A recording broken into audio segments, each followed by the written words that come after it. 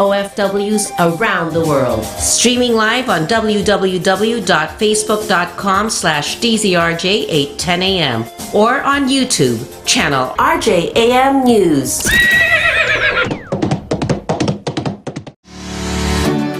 You can now listen to RJFM and DZRJ 810am from wherever you are.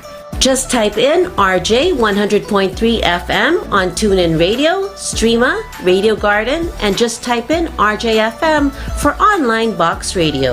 For DZRJ 810am, just type in DZRJ 810am on TuneIn Radio, Streema, and Radio Garden. Happy listening!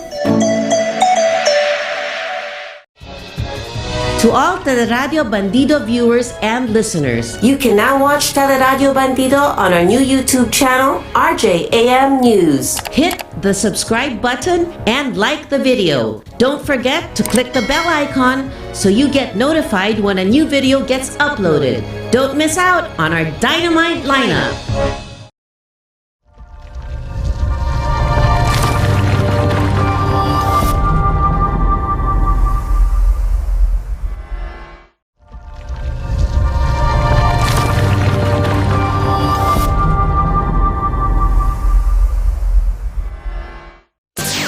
Watch and listen. Kontra Birada every Tuesday from 5 p.m. to 6:30 p.m. Hosted by Attorney Mike Toledo and Attorney Karen Jimeno. This program will discuss the most important and fresh news and events and feature their guest, Attorney Salvador Sal Panelo. So catch Kontra Birada on Radio Bandido TV, Channel 224 Sky Cable, TV Plus boxes, GMA Afforda boxes, and all DTT boxes. Facebook/DZRJ 810 AM and YouTube channel RJAM News.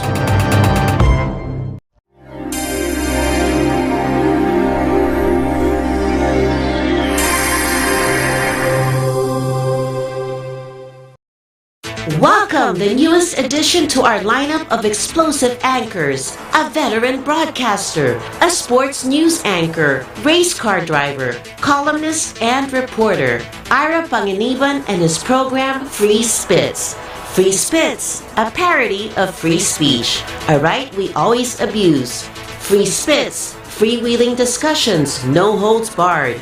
Free Spits, the real sentiments of the Filipino people. Free Spits and Ira Panginiban, 5 p.m. to 6 p.m. Monday, Wednesday, Thursday, and Friday on Teleradio Bandido TV, Channel 224 Sky Cable, TV Plus boxes, GMA Afforda box, and all DTT boxes. Also heard on DZRJ 810 AM. Also seen on Facebook/DZRJ 810 AM and YouTube channel RJAM News. Bangon na! Tanghali na! RJ na!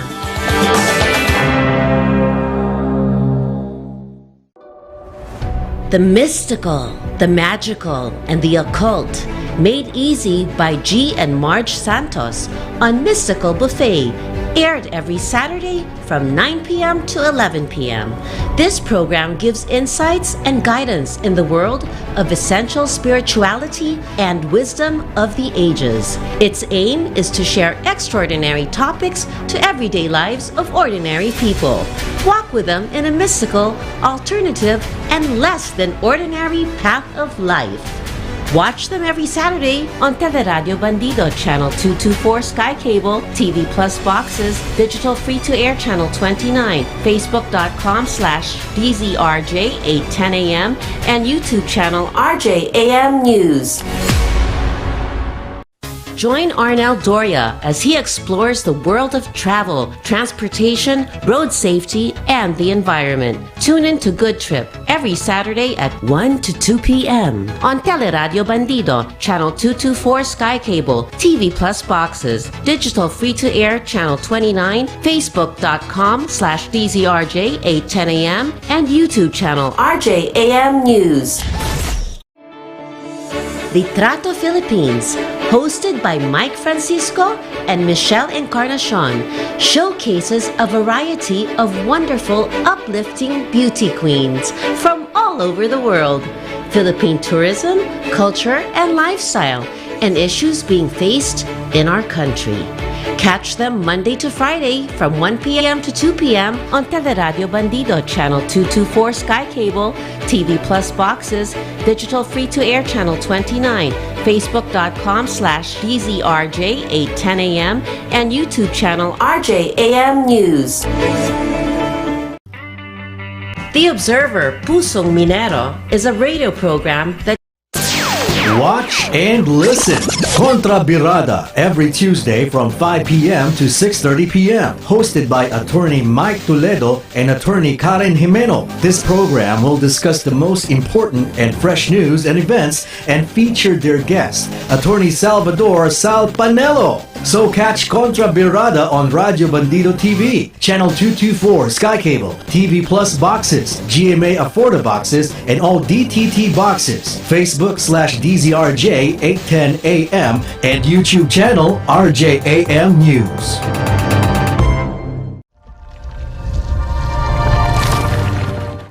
Magandang umaga po sa inyo lahat. Akala ko po hindi ako aabot. Baka malate ako na a few minutes, kaya kinausap ko si Atty. Karen Jimeno na to take the lead for a few minutes before I come in. But naswerte naman po at hindi naman masyadong traffic. I was able to make it on time kasi yung lugar na pinuntahan ko ay hindi masyadong clear yung signal, no? And minsan mahirap din pag mobile tayo.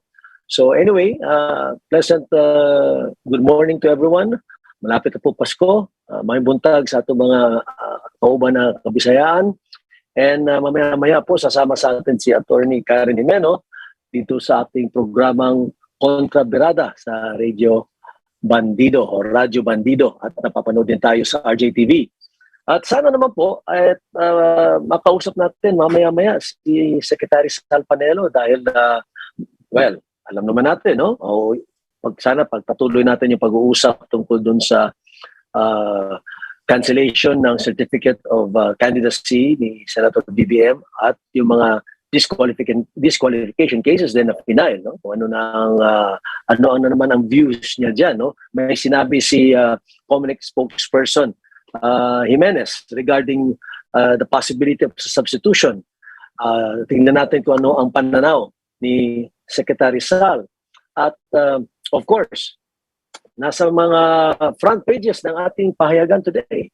At talagang nag-withdraw na si President Duterte bilang pagtakbo as Senator of the Republic. Ako po, noong pa man, talagang personally, I felt that the President eventually will withdraw his candidacy for the Senate.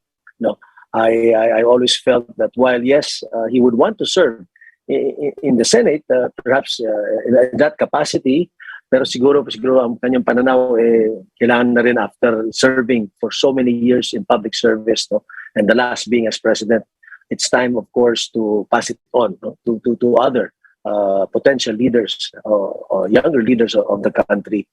And I guess since nag-withdraw na rin si Senator Bongo to run for the presidency, isa na rin po siguro dahilan yan. Kaya tuloy-tuloy talaga ang telenovela, sabi nga ng iba, no? So really it's becoming clearer, no? Much clearer than before, pero still may ano pa rin, may mga possible changes pa rin po yan, possible changes, and of course possible cross endorsement, adapting, di ba, yung certain parties will adopt a particular candidate, kagaya ng, for example, nangyari sa kandidatura ni Senator BBM. We have, as of the present, 4 political parties and 1 regional party supporting the candidacy of both Senator BBM for President, or former Senator BBM, and of course, Mayor Sara for the Vice Presidency. And nag-issue na rin sila ng mga statements kanina or kahapon sa mga susuportahan nila, no? O yung kanilang Senate lineup, so to speak. Nandun ang aking kilala, kaibigan, kasamaan sa UP College of Law.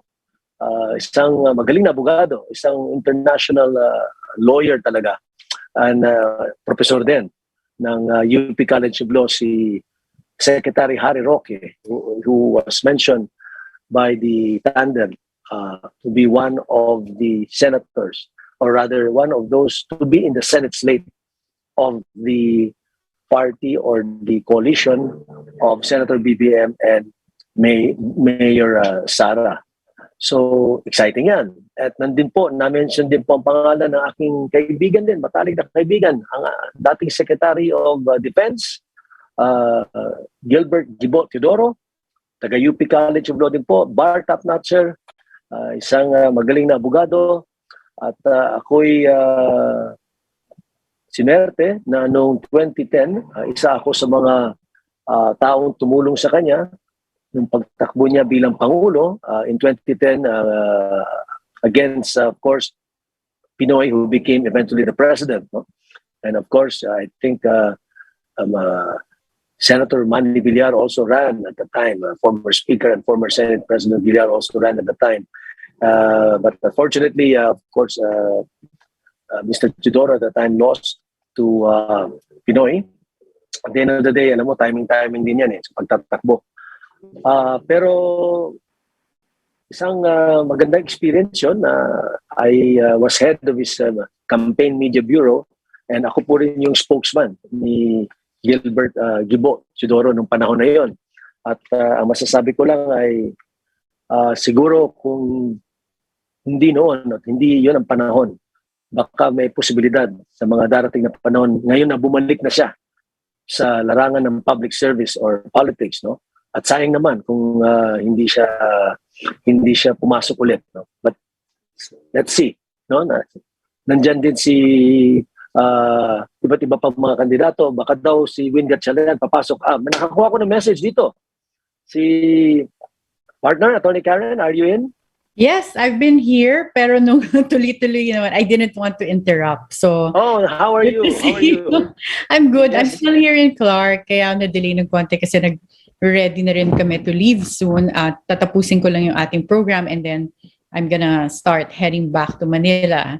And I'll be I was a bit I was a bit worried na manlilate ako ng konti kaya nag-text ako, pero umabot naman. Kaya buti na lang. Pa sa akin, kaya partner. Kasi sabi ko pa, okay, I will, ako na muna ang mag-monologue, but then when I logged in, nauna ka pa. So, as always, I'm very grateful to have a very efficient and diligent partner. Walang iwanan, partner. Pero partner, di ba, sayang, sana nandito si Sexal, no? Makasali maski sandali. Pero alam naman natin, inumpisahan ko na kanina, na ang isa sa malaking balita ngayon is the fact that, although I personally expected it, no, that Senator, or rather President Duterte has withdrawn his candidacy to run as Senator of the Republic. And of course, a few hours after or before that, I believe, Senator Bongo also has withdrawn officially, because you have to personally appear. Diba? Palagi natin pinag-usapan, he publicly said, he declared, pero hindi pa siya nag-appear. Ito, nag-appear na siya, nakataxi pa nga siya, he was on a taxi cab, and he already filed its withdrawal. So, ngayon, nandiyan na yan. So, things are becoming a bit clearer, no? Pero gusto ko sana tanungin si Sexal, no, kung what is the next step for PDP Laban or for the administration. But, Atty. Karen, partner, sa tingin mo, who will benefit from this withdrawal of Senator Bongo? I think it's pretty obvious that it would be the tandem of, well, more than the tandem, I would say si Mayor Sara as vice presidential candidate, because yung mga supporters na dating Duterte supporters would clearly go to her to support, and then perhaps even if they were not for BBM this time, they'll choose BBM as their presidential candidate. But as you said, since hindi tayo party system, there's also this possibility that some people that were supposed to vote for Senator Bongo might just disperse to other candidates. They might go to Mayor Isko Moreno, Senator Manny Pacquiao, Senator Ping Lacson. I'm putting Vice President Lenny last because there seems to be this profile among voters na pagka Duterte supporters sila, they tend not to be Lenny supporters as well. So I think in terms of tandems, for sure, magbe-benefit yung tandem ni BBM and Mayor Sara, but whether their votes will also go to BBM as presidential candidate, it is highly likely, but it's also possible that they would go to other candidates. But what would be interesting would be yung lalabas na survey, although I don't know if na-capture na lahat itong mga recent events, because when we were talking to Professor Manhit at our last episode last week, Yes. he was saying there's an ongoing survey that's coming Yes. out in 2 weeks. So yung mga natanong na, as far as they were concerned, si Senator Bongo was still in the list kasi he hadn't officially withdrawn. Di ba tinanong natin kay Professor Manhit na even if Senator Bongo has said na magwi-withdraw siya, are you still including him? And he said yes, because officially he was still a candidate. So hindi pa siguro lalabas clearly in the next survey, but for sure by next year we'll really clearly see yung effect ng pag-withdraw ni Senator Bongo. I was a bit surprised though that President Duterte withdrew as a senatorial candidate, because there's really nothing restricting him from running as senator, and it's not conflicting as well with Mayor Sara running for vice president, or even. In fact, yeah, you're right. A very good point that you've raised, and the views that you mentioned, partner. No, in fact, Mayor Sara already endorsed his father as part of the senatorial lineup, but then since the father has decided to withdraw, according to Mayor Sara, of course, that's a personal decision. Re-respetuhin natin. Kaya ngayon yung lineup nila includes mga kilala natin, Secretary Harry Roque, yung ating kaibigan na si Gilbert nga Teodoro, at si Jinggoy Estrada. I guess yun nga yung mga partido na nasa koalisyon nila ay yung mga senatorial bets na susuporta nila.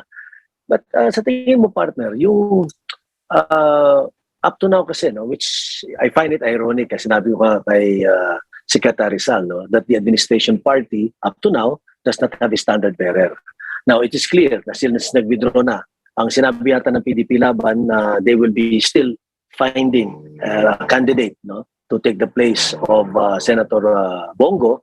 And that candidate should adhere to the plans, programs, and the priorities of the Duterte administration. Dapat align sila, no? So maghanap sila ng possible candidate na ganon, ng mindset.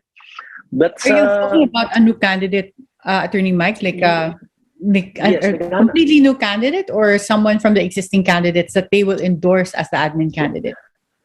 Well, ang sinasabi ni Secretary Sal na baka pwede pa daw mag-substitute. Pero sinasabi nga ni Secretary, ni spokesman ng COMELEC ni Jimenez, hindi na talaga pwede yan. Wala daw kapangyarihan or lakas ang COMELEC para gawin yan. Si Secretary Sal naman nagsasabi, COMELEC can decide, and then para fair lang, if you allow substitution for one party, you extend the period of substitution, pero you should allow the other parties also. No?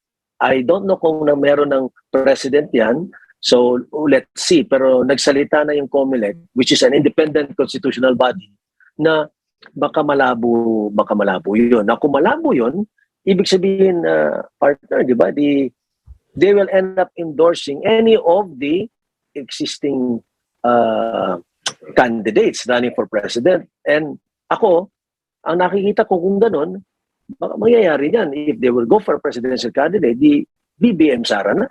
Yeah, I think so, especially since we have, well, technically, Mayor Sara is not even PPP, right? She's Hukpong, which is a regional party, yes. Hukpong ng Pambabago, and then to run for a national position, she took her oath as a member of the Lakas party. So, yes. In that case, arguably, hindi naman kailangan na BBM Sara tandem yung i-endorse nilang candidates. But because of the affiliation between the president, who is the head of the PDP party, it would make sense that they go to endorse yung BBM Sara tandem as the administration national candidates. But it's interesting nga, di ba, pinag-usapan na natin to na for the first time, we have a president, at least in recent years, na mataas ang approval rating upon finishing his term, but will have no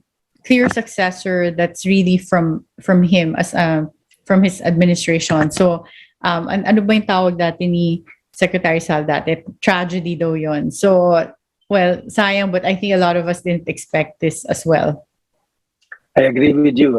Yung punto mo, saka yung sinabi ni Sexal, it's quite tragic and ironic that a president who will be ending his term in very high approval ratings. In fact, kung hindi siguro dahil sa pandemya, talagang mas mataas pa siguro yan, no? But be that as it may, yun nga, sayang naman, no? Na high approval ratings and yet wala nga mahanap na kandidato. But well, I guess they just have to work around that kind of situation. Antabayan na natin o kung ano talaga magiging desisyon. And of course, partner, meron pang ongoing legal issue na pending sa COMELEC which they may try to resolve before the year ends. And that is the issue between the two factions within PDP Laban. The Cusi faction and of course you have the Pimentel faction. So up to now, I think there is a move to declare the Pacquiao-Pimentel faction to be an illegal group within the PDP. But then again, they have to decide on that soon. And of course, you have also the disqualification cases against BBM. Yan din ay isa sa mga binabantayan ng taong bayan at lahat ng mga potential supporters even in the business sector, no? And of course the different groups dahil ang cancellation ng certificate of candidacy medyo sa aking pananaw mas mabilis i-decide yan. But the disqualification case mas matagal. Yeah, I agree. So well, speaking of Secretary Sal, he just joined us now and I think coming from the lap of luxury. Papamasahe. Ingit-ingit naman ako. But the lap of luxury. We wanted to ask, well, I hope you can hear us. Secretary Sal, are you there? Yeah. Yeah, and we're curious. So, official na yung withdrawal ni Senator Bongo at ni President Duterte. So, ano na mangyayari, especially for those who are running under PDP?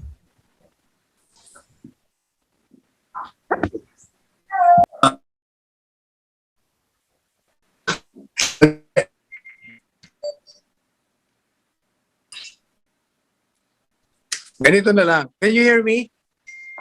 Yeah. Can you hear me? Yes, we can hear you. Nag-disappear. Ano ba tinatanong mo?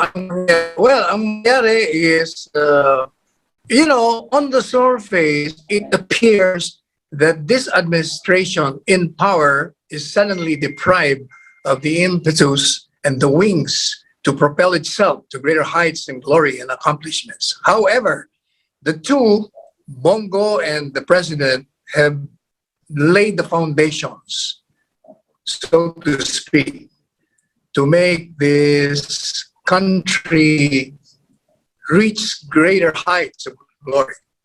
Yan ang katotohanan niya. Yung pag-withdraw kasi ni SBG, Senator Bongo, expected yon. Kasi nga, nung tumakbo si Sara as Vice President, necessarily, hindi mo pwede magbanggaan yung dalawa. Nung tumakbo naman siyang presidente, ang naging problema naman, si Presidente, yung anak ay nandun sa kabila. Sigurado magkakaroon talaga, magkakasulungatan ng mga posisyon. Kasi yung mga loyal kay Senador Bongbong, natural, palaging Marcos yan. Mga Marcos loyalists yan Ito nung mga diehard supporters ni Presidente, dito rin sa kabila. Siyempre, i-endorse niya si Bongo. Nandun naman sa kabila yung anak niya. So, madalit sabi, si Bongo, in a act of selflessness, had to remove himself from the race so that the president will not be burdened by such an awkward situation where he has to endorse Bongo against a man to be the running mate of his own daughter, di ba? Medyo asiwanga naman. So, sabi niya, alis na lang ako. Now, pag-withdraw niya naman, ang naging problema naman, nag-withdraw naman siya as a senator. So parang ang sabi naman ng iba, paano na yan? Paano na yung mga senatorial candidates? Na orphan din sila. Not necessarily. Because the president remains the rallying figure of this administration. He is the torchbearer for change. Hindi naman nababago yan eh. He will be joining the hustings. He will barnstorm the country to pave the way for the victory of the senatorial candidates of the administration. Wala problema doon. Si Presidente, kahit na hindi kandidato, lalabas yun at ikakampanya niya ang kanyang mga kandidato sa Senado. Yan ang magiging sitwasyon sa politika sa 2022. Well, that's very clear now.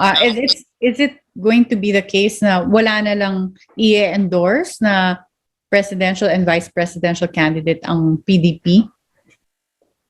Not PDP, not necessarily PDP, but the president, sangayon sa kanya, baka mag-neutral na lang siya. Kasi alam mo, ang problema kay Presidente, he is a kind of a man who sets standards very high. He sets the bar too high for an ordinary presidential candidate to reach it. Baka mahihirapan na makapasa sa kanya. Kaya sa tingin ko, baka wala siyang i-endorse sa mga deklaradong kandidato. Doon naman sa gusto niyang isulong na ibang kandidato, baka may legal problema doon. Ngayong question ng substitution, o ano-ano pa. Alam mo si Presidente, parang ako nawala.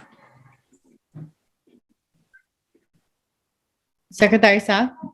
Yeah.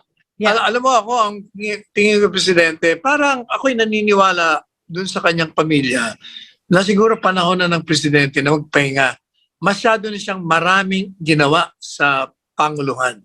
Masyado nang maraming pagbabago ang isinulong na Presidente na umusbong na mukadkad, na lahat na yata ng kanyang kalusugan ay nakakuha na ng kanyang pagtatrabaho. Kumbaga, panahon nang magpahinga siya. Siguro, pagbigyan naman natin yung tao. Alam mo, nung kinaladkad ko po ito, nung 2016, ayaw nga nitong kumandidato, di ba? Gusto niya mag-retire. And yet, we sprung him out from his retirement. Nagtrabaho ng halos 6 na taon na. Pero I think it's taking a toll. Lahat ng ordinaryong tao, hindi naman ito immortal na tao. Mortal din to. Siyempre, sa dami ng trabaho, baka pagod na rin siya. Gusto naman niyang pagbigyan yung mga bagong mukha, yung mga bata na mamuno sa ating bansa. Yan ang nakikita ko niya. Nalulungkot ako na wala na siya, pero natutuwa naman ako na makakapagpahinga na siya kasi matagal na rin siyang nanulungkulan, 30 plus years. That's too long for a selfless, dedicated public servant like the president. Yeah, I think for every one of us who has served in government na very little time compared to that, we can relate na malaking sakripisyo talaga na tumagal sa public service ng ganon. And so final words, where do you see this going, Secretary Sal, in the coming weeks of this as we lead into the elections? Well, alam mo, yung mga nakikinig sa atin, lalo na yung mga opposition at mga ibang kandidato, do not underestimate this president. This president is a wily president. He is a thinking president. He is an intelligent president. Huwag nilang i-underestimate ito. Yung sinasabi nila, baka lame duck na ko, maniwala kayo. Ang taong bayan, mahal na mahal itong taong ito. Pag nag-endorse ito, kahit na sinong i-endorse ito, mananalo yan. Dahil nagbigay nga siya ng standard niya na mataas. So, pag in-endorse niya, ibig sabihin, nakapasa sa kanya. At yung tao naman na naniniwala sa kanya, maniniwala rin sa kanya. Yan ang nakikita ko niya. Maraming ka, Sexal. Buti at nakasama ka sa amin ngayon. Sayang at nabusan in that short few minutes na Secretary Sal, ang daming bigay na insights agad. Kaya, pasensya na kayo. Alam nyo, wala akong tulog. Galing ako sa Tagaytay kagabi. Late na kami umuwi. Ako galing pang Baguio, Angeles. And before Baguio, galing pa ako ng Tacloban. Mas marami akong pinunta na I'm so exhausted that I needed rest and a little massage. Nakalimutan ko nga yung programa. Sabi ko, oh my God, 10 minutes We to go. appreciate it. Imagine, nagmamassage na, naisip mo pa kami. So, malaking bagay yon sa amin. Kahapon nga, I forgot all about the Tuesday. Imagine. Kasi I was on my way from Baguio to Tagaytay. Kaya parang nawala sa isip ko. I realized, mga 8 o'clock, oh, siya nga pala, meron nga palang programa yung dalawa. Wala, too late. Kayo bang dalawa? Were you present kahapon? Both of you? Ayan mo, Sexal, we were able to hold the fort. May bisita tayo kahapon na yung head ng Metro Pacific Tollways para explain lahat ng mga infrastructure projects ng grupo under the Build program of the President. Kaya para makita nila kung ano yung mga infrastructure na ginagawa or tapos na or matatapos na before the term of the President ends. Or yung iba, it will be done after pero naumpisan dun sa kanyang term. Kaya it was a very good discussion at kasama rin natin si Attorney Karen. She was able to join later on kasi busy rin siya kasi may mga and I got to try the meeting niya sa Clark, but we really wanted we really wanted Karen there kasi malaking tulong din ni Karen nung nandun pa siya sa DPWH. Malaking tulong din na nagawa niya para masigurado na mapabilis itong mga proyekto na to. Kaya nagpapasalamat din kami kay Atty. Karen. Final words na po tayo. Alam mo, nandito ako sa Pagadian ngayon. Inimbitahan ko ni Mayor Sami ko kasi meron silang Kapaskuhan Festival. And I understand 50,000 people will attend the event tonight. And I'm their guest of honor and speaker. And I will be lighting the candle for Christmas tree. Wow. The Christmas tree. Congratulations. Pakigreet na lang. Share that with us. Pakigreet na lang. Sige. Merry Christmas kay Mayor. And Salamat sa inyong dalawa. Thank you. Salamat. You. At maraming Until salamat. tomorrow. Thank you. Maraming salamat din sa mga nakikinig sa atin on behalf of our show Kontra Birada. Of course, our ever diligent Attorney Mike Toledo and here, the partner niya, Attorney Karen Jimeno. Thank you for listening to us today and see you again tomorrow at 11:30 a.m. Maraming salamat po sa ating mga tagapakinig, sa mga kasamahan natin, partner, Atty. Karen, thanks for joining. I know how busy you are, and to Secretary Sal for being able to join us kahit na papano, no? At kailangan nyo na mag-relax ng konti. A few days before Christmas na lang po, kaya tuloy-tuloy pa rin yung shopping nyo. 10 days na lang. Ingat po kayo. Kita-kita tayo ulit bukas, 11:30 to 12 dito sa Kontra Birada, Radyo Bandido, RJTV. Ako po si Atty. Mike Toledo, kasama ang ating matalino at maganda Atty. Karen Jimeno. Magandang hapon po. Enjoy your lunch. See you. Thank you. Bye-bye.